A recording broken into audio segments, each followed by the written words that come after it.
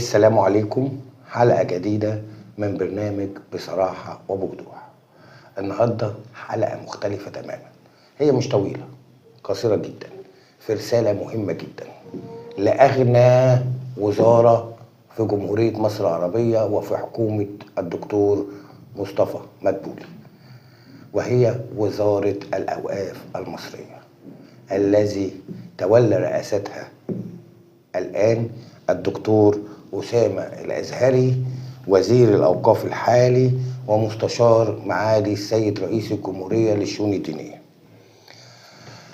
ببساطة وصلنا بعض الأرقام المهمة اللي لازم نتكلم فيها معاك يا معالي الوزير، وهي إن إحنا عندنا 330 مسجد حكومي، ده في جزء اسمه أول طنطا، وعندنا 110 مسجد أهلي، وعندنا 700 زاوية حكومية.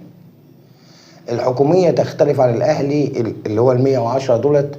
الأهلي دولت لسه الأوقاف مش مسؤول عنهم مسؤولية كاملة، دولت أهالي اللي عاملاهم ولسه الوزارة ما استلمتهمش. طيب، قدام ال 330 وقدام ال 700 زاوية اللي بيقيم فيهم كل الشعائر الدينية 250 إمام وخطيب. طب امال العمال؟ نقص في العمال، نقص في الأئمة، وبندعو اليوم لتنشيط الدعوة. تنشيط الدعوة ازاي يا معالي الوزير؟ تنشيط الدعوة ازاي وانا عندي خطيب بالمكافأة ب60 جنيه في الوعظة؟ ده فين؟ في أنهي دولة بيحصل ذلك؟ كان عندنا مسابقتين تم الإعلان عنهم، واحدة قبل ما يتولى الدكتور أسامة الأزهري وواحدة بعد ما تولى الدكتور أسامة الأزهري، ولم يتم البحث فيهم ولم يتم إظهار نتيجتهم. فعندنا قصور في العمال وعندنا قصور في الأئمة أو الخطباء. أتمنى من معالي الدكتور المحترم أسامة الأزهري الانتباه للوزارة. الناس على أروقة الإنترنت بقوا بيعملوا أخلاق غير إسلامية بالمرة، غير تدل إنه مصر بقى ما فيش فيها حاجة اسمها دين أو شريعة.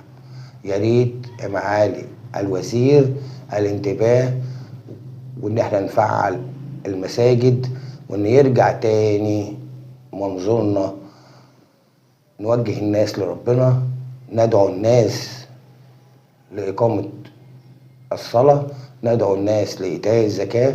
عندنا لجان زكاة كتير محتاجة دعم، عندنا صناديق كتير بتصرف على أرامل ومطلقات محتاجة دعم. كل ده لما ننشط الدعوة. لما ننشط الدعوة يجد مرور للزكاة عبر الوعظات علشان نقدر نصرف على الناس اللي محتاجة. بقول للمعاليك، انتوا اغنى وزارة في مصر، تمتلكوا 90% من اراضي مصر كوزارة الاوقاف. لغاية النهاردة في عجز كبير. التعداد اللي انا قلته ده تعداد لحي في محافظة الغربية اسمه حي اول طنطا.